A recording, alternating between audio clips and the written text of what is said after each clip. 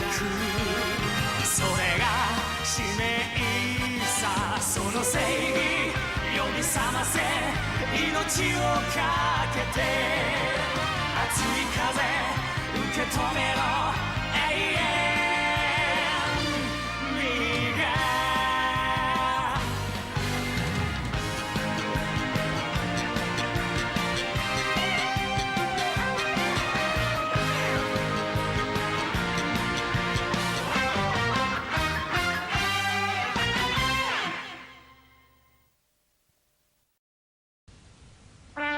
ทีมซิลเวอร์แคสเซิลที่ได้เป็นถึงแชมป์ของ National Champion ได้ออกเดินทางเพื่อช่วยเหลือหุ่นนักกีฬาที่ถูกทอดทิ้งและหมดสิ้นหนทางที่จะได้กลับมาแข่งกีฬาอีกซึ่งเรียกกันว่าหุ่นนักกีฬาจรจัดโดยยานอวกาศของแมกนัมเอสนั่นเองอีกด้านหนึ่งบุรุษนิรนามหรือเซเกิลก็กำลังพยายามทุกวิถีทางเพื่อให้ได้นักกีฬาของทีมซิลเวอร์มาเป็นหุ่นในสังกัดของตนเองแต่ทีมซิลเวอร์ไม่สนใจและได้ช่วยหุ่นจรจัดไปได้บ้างแล้วเช่นเกบาร่าหุ่นนักบาสไวฮอกหุ่นนักเบสบอลและเดินทางเพื่อช่วยหุ่นอื่นๆอีกต่อไปเสนอต่อแผนโจมตีสายฟ้าผ่า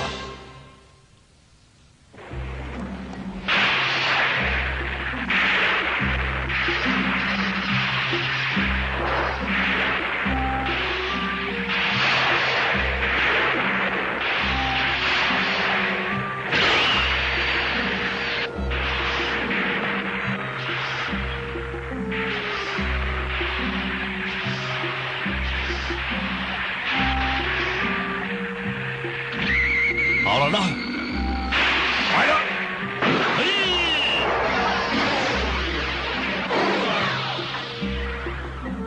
ลองอีกทีแล้วกันนะเฮ้ย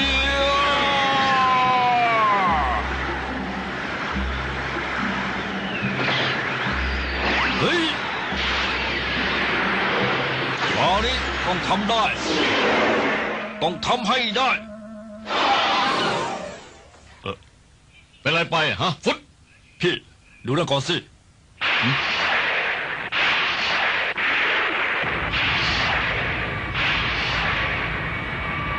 เครื่องหมายของซิลเวอร์แคสเซิลนี่นะ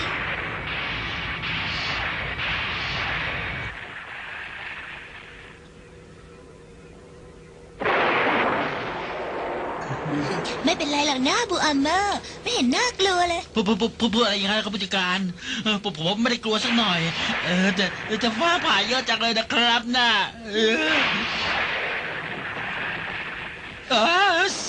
สัตว์ประหลาดนี่นะสัตว์ประหลาดบินอยู่บนฟ้านั่นด้วยล่ะฮะ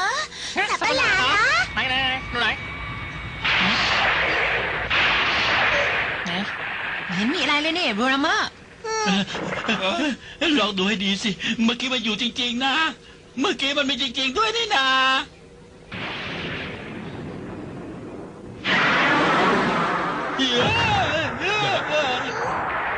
โดนฟ้าผ่าแล้วสิยานเรา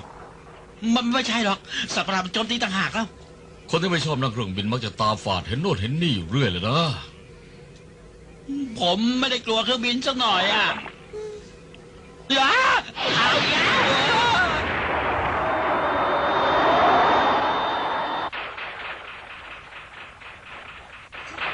เจ้าพวกซิลเวอร์แคสเซิลอยู่ดีไม่ว่าดีแล้วมันล่ะเจ้าพวกนั้นนี่พวกแกทำไมถึงมาอยู่ที่นี่ได้ไม่ได้เจอกันนานเลยนะเดี๋ยวแล้วแกมาทำอะไรอยู่ที่นี่ล่ะแกทำอะไรกับยานของซิลเวอร์นะพวกเราจะไปทำอะไรพวกแกได้อยากกลับก็ไม่มีที่ให้กลับอยู่แล้วนี่นะไม่ต้องมาเล่นนึกว่าพวกเราไม่รู้พลังของพวกแกหรือยังไงฮะเดี๋ยวพวกแกก็เหมือนกับพวกเราเมื่อก่อนนี่นั่นแหละไม่ต้องทำมาเป็นสั่งไปสอนเราหรอกนะ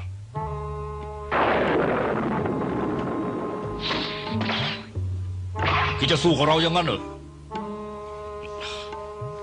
ก็ฟุตมัดเดี๋ยว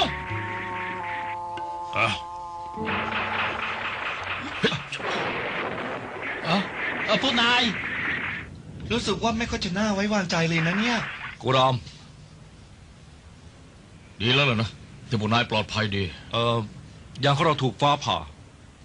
แล้วหุ่นนักกีฬาเมื่อกี้นี้หุ่นนักกีฬาจอน เมื่อก่อนเคยอยู่กับดาร์กอะไรนะเคยอยู่กับดาร์กเหรอใช่แล้ว แล้วทำไมพวกนั้นถึงถูกปล่อยเกาะซะล่ะ ฉันไม่รู้กัน แล้วพวกนายจะรู้ไปทำไม ก็พวกเราเดินทางมาช่วยเหลือพวกนี้อะสิ ช่วยพวกจอนจัดเนี่ยเหรอ ฉันไม่อยากจะยุ่งด้วย แต่ขอเตือนว่า อย่าไปยุ่งกับพวกนั้นดีกว่าไม่งั้นเจ็บตัวนะ อะไรนะ หมายความว่าไงนะความมีน้ำใจนักกีฬาของพวกนายนะพวกนั้นไม่เข้าใจหรอกพวกนั้นน่ะปรับระบบวงจรตัวเองโดยอัตโนมัติ ด้ ไป วย แล้ว พวกเราอย่าไปยุ่งกับมันจะดีกว่า ก่อนฟุตนายลืมไปแล้วเหรอพวกเราก็เหมือนกันนะ จริงด้วย ต้องมีทางทำได้สินะฉันเองก็เคยจอดจัดมาก่อนนี่นะ เราเตือนพวกนายแล้วนะ อย่าไปแข่งกับพวกนั้นเป็นอันขาด โดยเฉพาะในเมืองนี้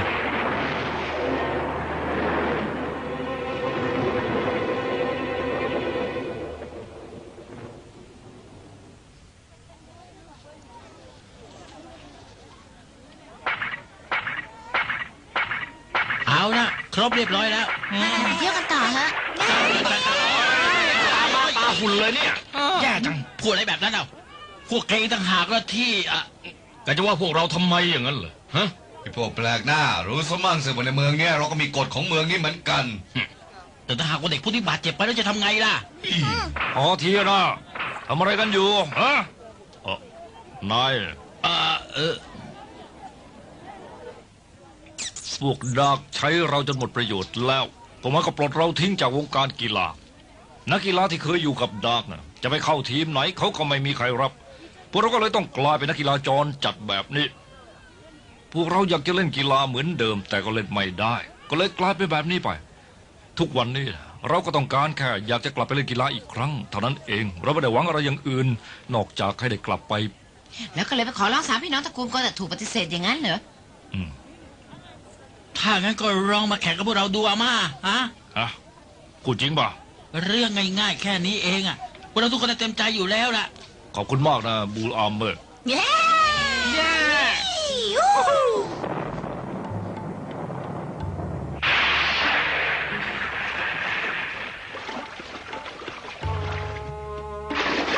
งั้นเหรอมันตกลงแข่งด้วยแล้วงั้นเหรอจะพวกโง่เอ้ยที่จะช่วยพวกคุณจอนจัดจริงๆเหรอเนี่ย ถ้าเราโค่นทีมซิลเวอร์แคสเซิลลงได้ก็จะได้กลับไปเป็นหุ่นนักกีฬาอย่างเดิมใช่ไหม ฉันไม่ลืมสัญญาหรอกนะจัดการทีมซิลเวอร์แคสเซิลให้ได้ซะก่อนก็แล้วกัน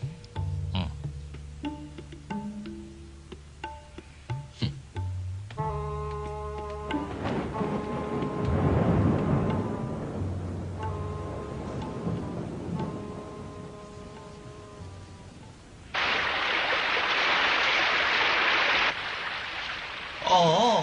แล้วจะแข่งอะไรกันตรงนี้อ่ะ นั่นสินะฉันเองก็ลืมถามว่าจะแข่งกีฬาอะไรกันเนี่ย มากันแล้วเหรอพวกเราขอขอบคุณอย่างจริงใจเลย อ้าวว่าไงอ่ะจะแข่งอะไรกันดีล่ะ วอลเลย์บอลเดดแมตช์ เอ๊ะ เดดแมทเหรอเย้ย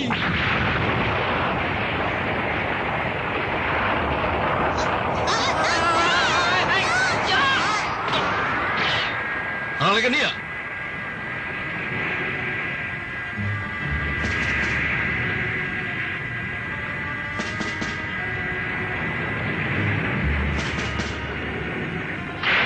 โอ้ยเอาพวกเราลงไปข้างล่างเดี๋ยวนี้นะ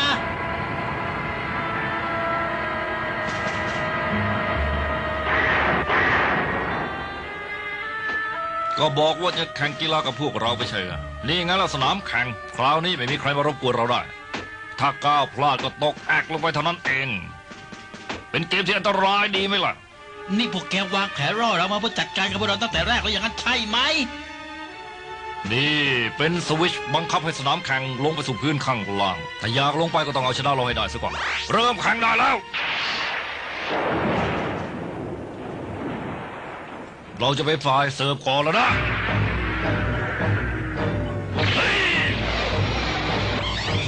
ไม่ยากหรอกนะ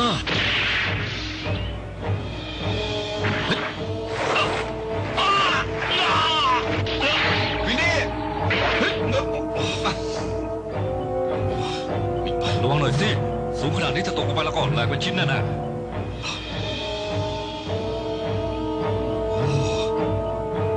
นสิฝ สูงแบบเนี้ยคงมาอยู่ในสภาพเดิมแง่ๆเลย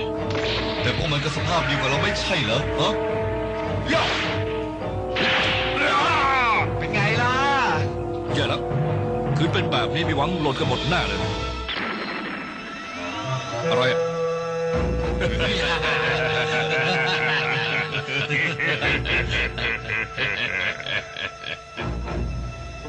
ฮะ พวกมันเหาะได้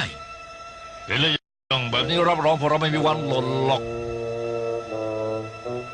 ที่จะหล่นลงไปข้างล่างได้มีแต่พวกแกเท่านั้นเอง เอ้ยพวกแกนี่เองใช่ไหมที่โจมตียานของเราน่ะ อะไรกันเนี่ย ฮะ จัดการพวกมันให้หมดอย่าให้เหลือ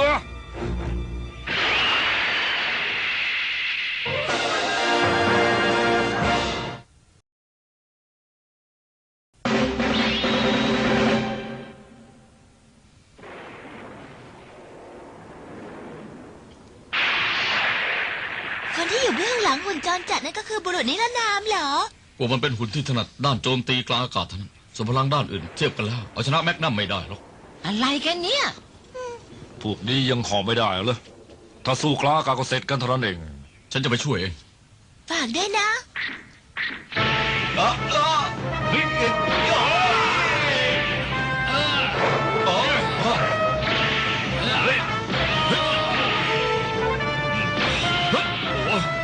ฮ้ย เล่นกันแบบเนี้ยแล้วจะให้โต้ตอบยังไงล่ะเนี่ย ดูดิแต่ว่ามันแปลกๆอยู่ไหม อะไรแปลกอะ ในจำนวนหุ่นยนต์นักกีฬาทั้งหมดนั้นหุ่นรุ่นที่เหาะได้แบบนี้มีอยู่น้อยมากแล้วทำไมพวกดาร์กสั่งปลดพวกนี้เอาละคราวนี้แล้วนะพวกแกได้ตายสมใจอยากกันนะเฮ้ยอ้า เอ้าอยู่ดีๆเป็นอะไรไปละพวกเนี้ย อ๋ออย่างนี้นี่เองขาดพลังงานนะสิส่วนควบคุมที่ทำให้เหาะได้ยังไม่สมบูรณ์เองพวกมันเหาะได้แค่ระยะสั้นๆเท่านั้นเอง แต่ต้องว่าตอนนี้เราจะทำไงกันดีล่ะ ฮะ แบบนี้จะแข่งกันยังไงเล่า ตบมาสิพวกเราเป็นคนท้าพวกแกมาแข่งกับเราเองนี่นะแล้วจะหยุดเล่นทำไมตบมาเลยเรื่อยๆเรายังไม่รู้แพ้รู้ชนะกันสักหน่อย แต่ว่า ตบมาสิเรามาสู้กันให้เห็นดำเห็นแดงไปเลยยังไงพวกเรามันก็ไม่สมบูรณ์อยู่แล้วเนี่ย ไม่สมบูรณ์อย่างนั้นเหรอ ก็ใช่สิ พวกดาร์กน่ะดัดแปลงเราให้เป็นหุ่นที่เหาะได้รุนแรงแต่ก็มีปัญหาด้านการส่งพลังงาน มันก็เหมือนกับการดัดแปลงที่ล้มเหลวนั่นแหละ นี่เป็นโอกาสสุดท้ายของพวกเราแล้วถ้าเรากำจัดทีมซิลเวอร์แคสเซิลได้ เราก็จะได้กลับไปเป็นหุ่นยนต์นักกีฬาในวงการอีกครั้งเหมือนเดิม บุรุษนิรนามสัญญากับเราไว้แล้ว แต่ว่ามันคงเป็นได้แค่ความฝัน เอาละตบมาเลยหรือว่าพวกแกคิดว่า เราไม่มีทางสู้ก็เลยสงสารอย่างนั้นนะ เข้าใจแล้ว เดี๋ยวก่อนเดี๋ยวเคนอ้าว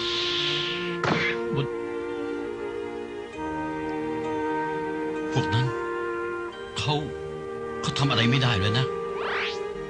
พวกนั้นมันก็เหมือนเราเมื่อก่อนนี่เองเราก็มีสภาพเป็นแบบนี้ บูลอาร์เมอร์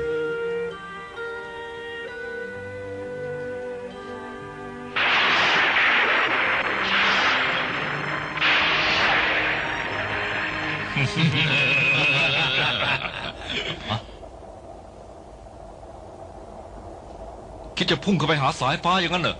อย่านะ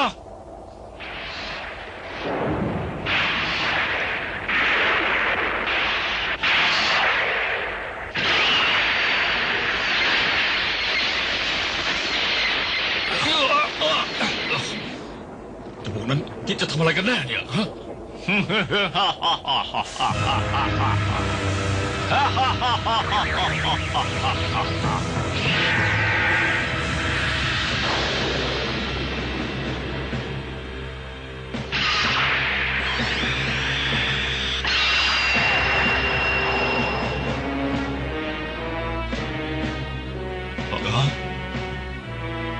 พวกเราถูกองค์การดาร์กปลดออกจากวงการก็เลยหาทางที่จะทำให้ตัวเองเก่งขึ้น แล้วก็เพิ่งค้นพบที่นี่แหละ วิธีเพิ่มพลังงานจากปรากฏการณ์ธรรมชาติยังไงล่ะคราวนี้จะได้เห็นพลังที่แท้จริงของเราเฮ้ยอ้า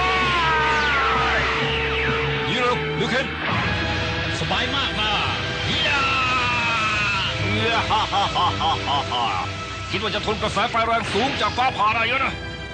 ลิวเคน ยังไม่หมดแค่นี้ หยุดนะพวกแกจะทำร้ายคนที่ไม่มีทางสู้อย่างนั้นเหรอ นึกว่าพวกเราจะสู้อย่างตรงไปตรงมาแล้วยังไงเจ้าโง่ เราจะจัดการพวกแกทีละคนแบบนี้คอยดูอีกแล้วกันนะอ่ะ ตอนนี้พลังงานเหลือน้อยกว่าเมื่อกี้เยอะเลยนะเดี๋ยว เฮ้ยเจ็บใจนัก น้อยนะพวกแกที่เป็นบ้ากันไปหมดแล้วหาได้ตาฉันบ้างแล้ว ฟ้าผ่าอีกแล้วอ่ะ อะไรนะ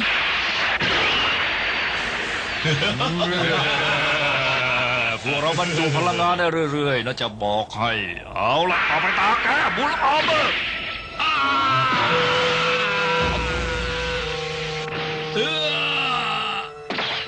เฮ้ยจะทำอะไรอ่ะ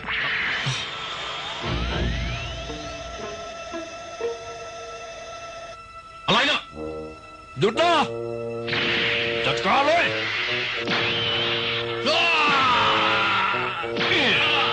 หยุดนะเดอุส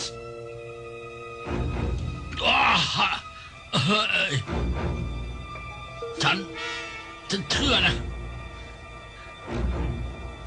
เชื่อที่นายพูดว่าอยากจะกลับไปแข่งขันกีฬาอีกสักครั้งหนึ่ง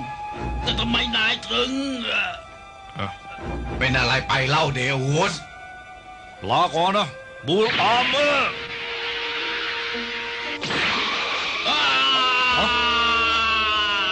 บูลอาร์เมอร์บูลอาร์เมอร์ บอกมาฉันจะไม่ยอมแพ้ง่ายๆหรอกนะนี่มัน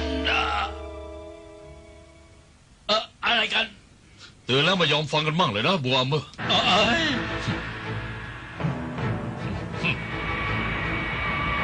หมดท่าเลยนะทีมซิลเวอร์แคสเซิล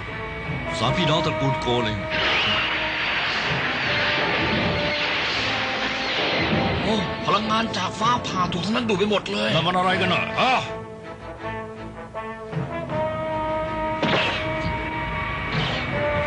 ชอบหาเรื่องให้วุ่นวายอยู่เรื่อยเลยนะ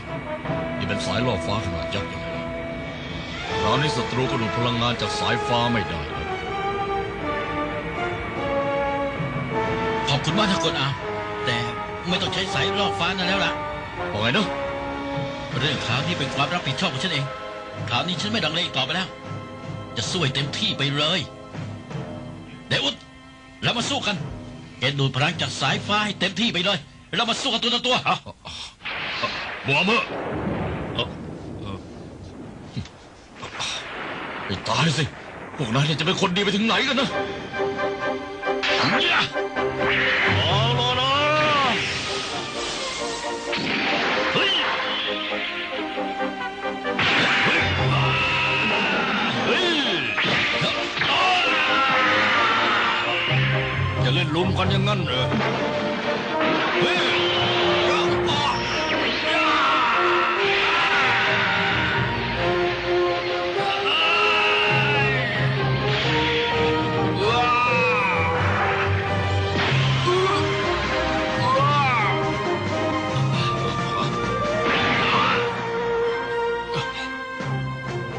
แพ้แล้วเราแพ้ราบคาบเฮ้ย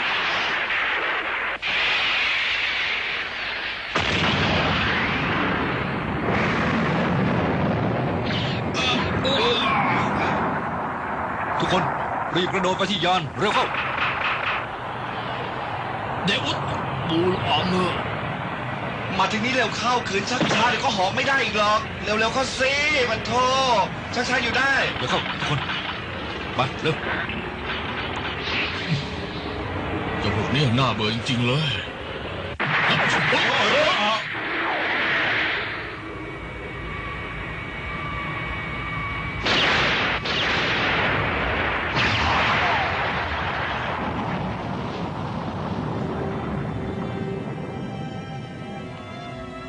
งั้นเหรอ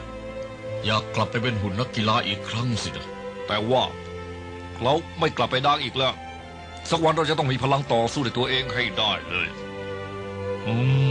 พยายามเข้านะ ถ้างั้นพวกเราไปก่อนนะ พยายามต่อไปนะ ทุกๆคน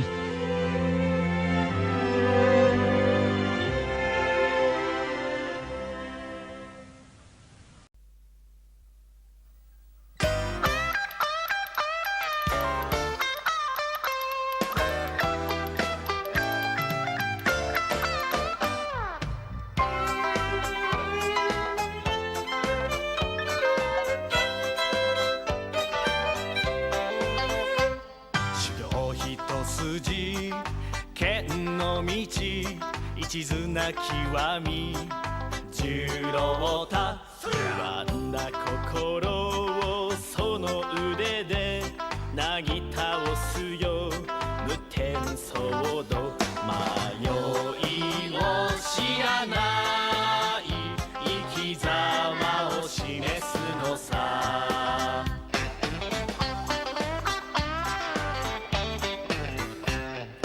お手軽な性格でも情けには熱いトップ上位より高く飛び続ける